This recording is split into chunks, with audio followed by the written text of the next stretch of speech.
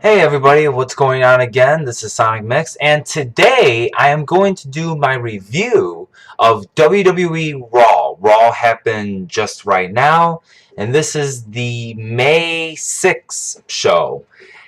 And basically what I'm going to do is just like with the other WWE pay-per-views. I'm going to do my reviews, see how I thought the matches were, the promos, and then give an overall review. And yes, I will be dating these Raw and also SmackDown shows as well, so that you guys know which Raw and SmackDown I'm talking about, and you guys don't get confused. So the night kicks off with Cena coming out and doing a promo, and this was basically your standard Cena and very childish in a way, Cena, with the whole Daniel Bryan yes and the whole Daniel Bryan no, and it just kind of dragged a little bit. I felt. Then Vicky Guerrero comes out, says about the stipulation. Then Ryback comes out, and Vicky gives Cena the chance to name the stipulation, but then Cena just kind of blows it off and acts kind of dumbish in a way by saying all these dumb matches. And then with Ryback, he's of course serious. He talks his game, and then he mentions that the match between Cena versus Ryback is going to be a last man standing match. I think this is a good choice for these two guys, a last man standing match. I would have loved it if it was an I Quit match, but then again, I guess really you don't want to make Ryback to say I quit, but in the end, I think Cena is going to win regardless, and this is going to be another loss to Ryback. And what kind of doesn't make sense to me about this feud is that you have Ryback basically looked at as this big star, and he's lost all pay-per-view matches since Hell in a Cell of 2012, and then he loses to Mark Henry at Mania, and then somehow he's in the main event facing Cena. But then again, I felt like they had no choice, and Punk is out, and as of right now, there is no mega heel or just a big heel at the time being. And then last week when Ryback was out looking at Cena at the end of the show, he didn't get no reaction, and that's not good on Ryback's part. And I think truthfully, this match should have not happened. If Ryback would have beaten Mark Henry, then I think, yes, I would say Henry deserved it, but I mean Ryback deserved it, but it's kind of like I guess they had no choice and they had to throw somebody in there. So, however, I will give one thing about Ryback, actually. What I do like about Ryback's heel side is that he's actually talking normally. I mean, it's not like when he was a face, he would talk a few sentences and then say, feed me more, feed me more. No, he's actually talking like a regular, normal human being. Sure, yes, he's got the hog voice, but at least you can understand him. He's talking perfectly fine. And he's not said, feed me more, but he is saying Ryback rules. So, it is something different. Overall, for the promo, I gave it about two stars out of 5, maybe a 2.25 out of 5, just to be nice. So the match actually kicks off. The first opening contest kicks off with Randy Orton against Damien Sandow, and oh my God, Damien Sandow! You know what? I am liking this guy every single week. I like this guy. I don't understand how nobody cannot like this guy. Comes out and he sings a lyric of Randy Orton's theme, and he remixes it in his own fashion, and the way he did it was just beautiful. Didn't stutter, didn't goof, it was just dead on perfect. And I give a 4 out of 5 for Damien Sandow for doing that. I mean, I could give a 5 out of 5 because it was that damn good, but still, it was just awesome. But the match itself, your typical Raw match, I guess. I mean, Orton did do more of the dominance. Damien Sandow did little bit of the work. And then in the end, of course, Orton wins over Damien Sandow. The match between the two, I give about a 2.5. 2.5 out of 5, as I like to do. Up next was R-Truth versus Fandango. I've always wanted to say that on the camera. This match was a dud. The match only went on for like, I think it was like 2 minutes, maybe 3 at tops, maybe 4. And in the end, and then you have Jericho and then the tons of Funk out there judging Fandango, and then Fandango is outside the ring, and then he just takes his dancer and then walks off. Dud. Can't really say it was technically a match, but still. And then we have a promo segment with Daniel Bryan and Ryback and Kane. Same thing. I thought it was alright. It wasn't really all that spectacular-like. And then Ryback saying to Kane that you're not a monster, there's only one monster and all that. Nothing really special. Nothing really to be eye-popping about. I give about a 2 out of 5. Once again, maybe a 2.25 if I want to be generous. Up next was Alberto Del Rio versus Dolph Ziggler. I have to say this match was actually going good. I was actually enjoying this match. There was a botch. I looked at it as a botch where Ziggler was on the top rope and somehow Del Rio climbs up the rope or tries to leap onto the rope, but then I guess he somehow slips, and then I don't know, it just didn't look good. But I guess to make up for it, he goes back on the turnbuckle and does like a reverse suplex off from the turnbuckle and lands back. So I guess that kind of made up for the botch. And then everything was good until the end when Big E Langston interferes and basically causes a no disqualification. And then Swagger gets a ladder, hits Ricardo Rodriguez, then Ziggler, and then Alberto Del Rio. So the match was going at about a 3-star. I would say it was a 3, but the botch and then the ending kind of ruined it. So I would have to say a 2.5 out of 5. I actually have it all noted down here. So I did this purposely, so just in case if I forgot how the matches were ordered in.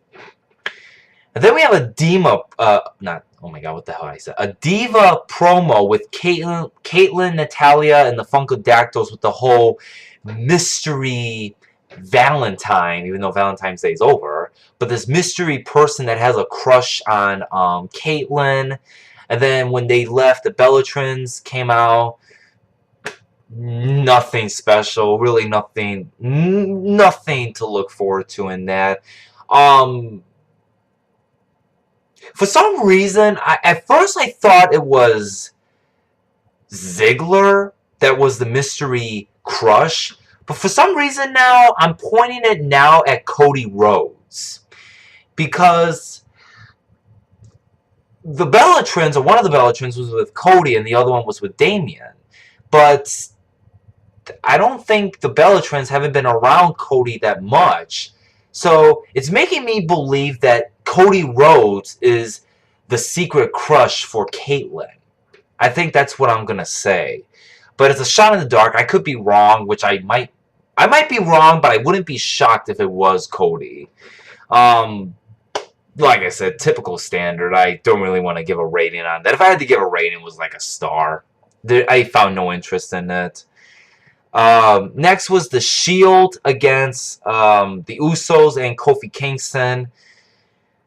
This was a pretty good tag team. I mean, although it was very predictable on who was going to win, because I think everybody knew the Usos and Kofi were not going to beat the Shield. If somebody's going to beat the Shield, it's going to be a big team, like the Undertaker against this person and that person.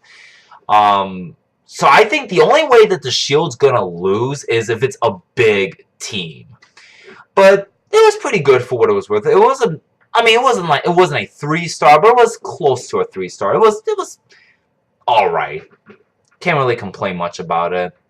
2.75 out of 5 I would give for that match. Next was Antonio Cesaro versus Zack Ryder. This was a squash match. Nothing to say about it. This is a star. Can't really say much. Zack Ryder did pretty much little to none. And actually, what kind of amazes me with Zack Ryder is that, and the screen went black because it did the screensaver.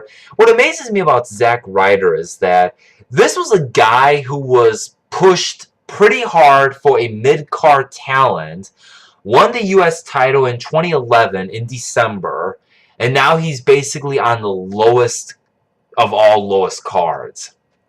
And really, two things I see with Ryder. Either A, they're not going to use him to the point to where they're going to release him, or they're going to have to pull a trigger on him and make him heel. At this point, I say make him a heel because the gimmick it's just not working, and I think Ryder needs to be serious.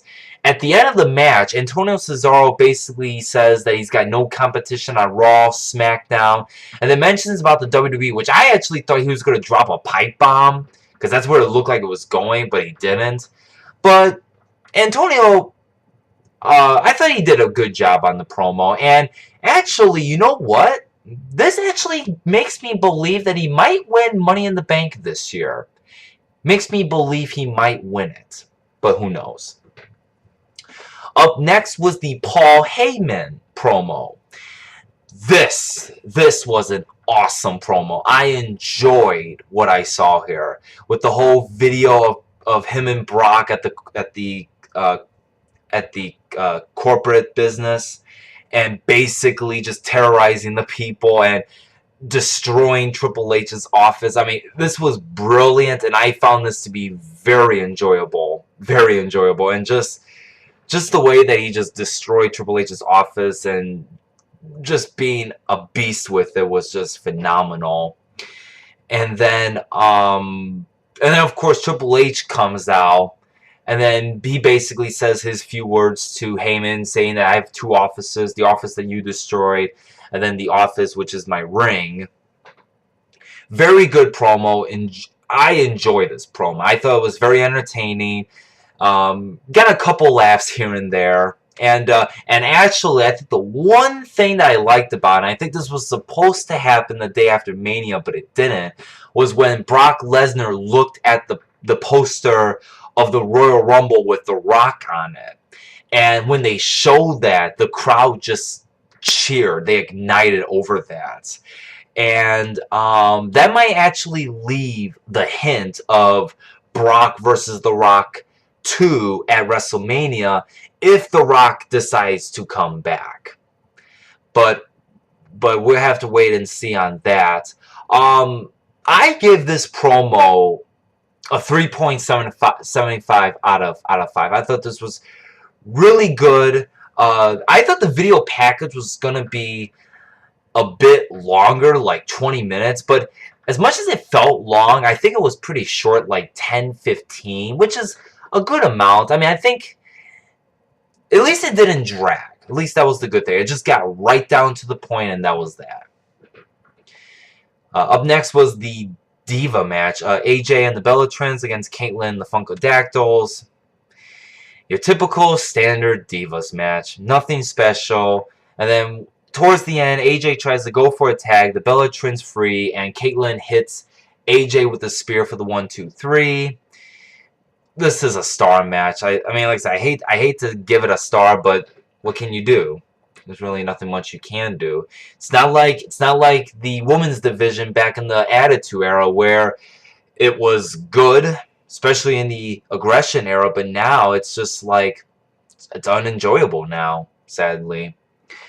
And then up next we had a Mark Henry promo.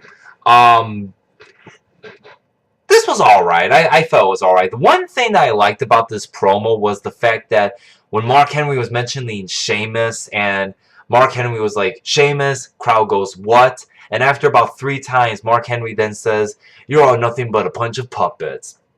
I thought that was priceless right there. And quick question for those that are watching this. Should the what chance stop completely? Personally, with me, really quick, I guess it has taken its toll its toll. I mean, I really thought that the yes chant was going to be the next big one, but I guess the what chant still lives on after 10 plus years. But, you know, I have a feeling it's going to die. I mean, it may not happen next year or 2 years from now, but eventually, I don't see the what chant going on 30 years strong. It's not going to happen. Something big is going to happen, and that's going to be the new big thing. And then Sheamus comes out, and they're talking their game, and then Mark Henry mentions about him facing Sheamus at Extreme Rules. Nothing really too interesting. The only thing interesting was the whole puppet thing. 2.5 for that one. And then Sheamus versus Ray Barrett. It was okay. Like I said, really nothing standard type awesome. I'm just checking the clock here. Sorry about that. Like I said, this was an alright match. Nothing really too special out of it. Sheamus wins with the bro kick, and then Mark Henry comes and starts whipping Sheamus with a belt. They didn't announce the stipulation for those two, so I have a feeling that it's going to be a strap match. I think that's what's probably going to end up being. It's going to be a strap match. And then finally, the main event, Kane versus Ryback. Not a so good main event, but it was... I will give it credit. It was okay, but nothing really worth watching. I give about a 2.5 out of 5. Ryback wins with the shell shock. And actually beats Kane cleanly and only uses the shell shock once. I actually thought Kane was going to kick out of the shell shock, but he didn't, which surprised me. And then in the end, the Shield comes out, and then Daniel Bryan comes out. Ryback leaves the ring, then Cena comes out, and then Ryback comes back in the ring with a steel chair. So he's helping them defend them off, and then basically... Ryback hits Cena with a chair, and then Ryback stands tall and Cena lays down. You know, they could have done so much with this. I mean, the first time that this happened, Ryback just stood there and watched Cena be pummeled. And if they would have done the same thing but with Cena, that he just looks on, I think it would have been interesting because it's karma. What goes around comes around. But they're just screwing it up in a way, I feel. Because it's like Cena gets redemption at WrestleMania. And you would think Cena gets redemption and watches Ryback get destroyed. But yet he helps Ryback. But yet he gives him the attitude adjustment. And then just kind of the other way around. But of course... Ryback doesn't give Cena the shell shock, he just hits him with a chair. So, I don't know. They're really screwing it up with those two. I think this could go way better with the finish, but that's how it is. Once again, 2.5 star for the match.